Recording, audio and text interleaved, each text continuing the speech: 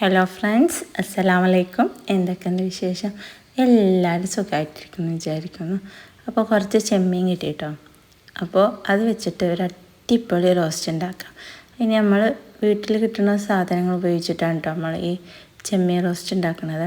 അപ്പോൾ അതിന് വേണ്ടിയിട്ട് ചെമ്മീൻ നന്നായിട്ട് കഴുകി വൃത്തിയാക്കിയിട്ട് അതിൽ മഞ്ഞൾപ്പൊടി, മുളക് പൊടി, ഉപ്പ് ഇവ ഇട്ട് മിക്സ് ചെയ്തിട്ട് ഒരു മണിക്കൂറൊക്കെ നമുക്ക് റെസ്റ്റ് ചെയ്യാൻ മാറ്റി വെക്കാം കേട്ടോ.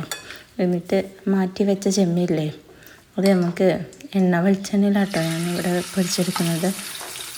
കാരണം ആ എണ്ണയിൽ തന്നെ നമ്മൾ റോസ്റ്റ് ഉണ്ടാക്കുന്നത്. അതുകൊണ്ട് വെളിച്ചെണ്ണ നമ്മൾ ആട്ടിയവിടുത്തെ തനി നാടൻ വെളിച്ചെണ്ണ കേട്ടോ വയ്ക്കുന്നത്.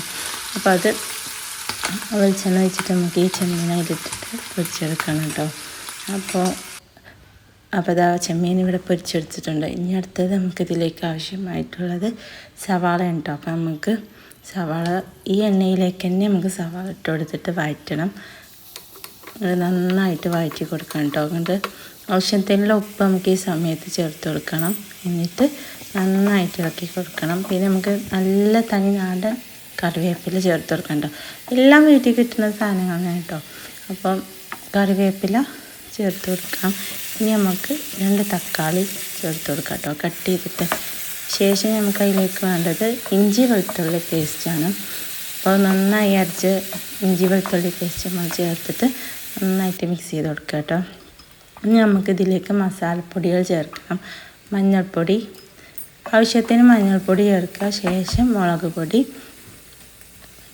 മുളക് പൊടിയും ചേർത്തു. ഇനി നമുക്ക് ചേർക്കാനുള്ളത് കറാമ്പൂ, പട്ട, ഏലക്കല്ലേ, അതെല്ലാം പൊടിച്ച പൊടി നമുക്ക് കുറച്ച് ചേർത്ത് കൊടുക്കണം കേട്ടോ. അതുണ്ടെങ്കിൽ കൂടുതൽ ചേർക്കരുത്, നമുക്ക് കുറച്ച് മാത്രം ചേർത്താൽ മതി. അതിൻ്റെ സ്മെല്ല് ഭയങ്കര ഇതാണ് കേട്ടോ. കൂടുതൽ ചേർത്താൽ അതൊരു കുത്തുണ്ടാവും. അതുകൊണ്ട് കുറച്ച് ചേർക്കാം. പിന്നെ നമുക്ക് സോസ് കേട്ടോ, നമ്മൾ ടൊമാറ്റോ സോസ് ഇല്ലേ, അത് ചേർത്ത് കൊടുത്തിട്ട് നന്നായിട്ട് മിക്സ് ചെയ്ത് കൊടുക്കണം. നന്നായിട്ട് മിക്സ് ചെയ്ത് കൊടുക്കാം കേട്ടോ.